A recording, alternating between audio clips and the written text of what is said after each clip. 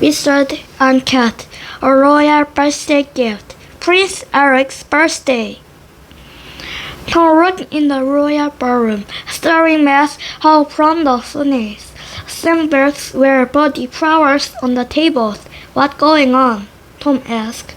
Cat picking out of Tom's bucket. There's a birthday party tomorrow, she said. I need to cook talking about it.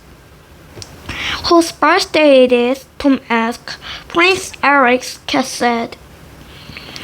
Just then Dirk elbowed. There you boo, he shouted at Tom. The Queen wants to see you at once. Come with me. Tom hurried upstairs to the drawing room. Cat was still in his bucket. Oh no, Tom thought. Can music make the Queen sneeze? The Queen sat on a throne. Tom crowed, Good morning, Your Majesty. The Queen's nose withered. She pulled out her handkerchief. Ouch! The Queen sneezed. Tom, I need your help again, she said. Anything, Your Majesty? Tom said.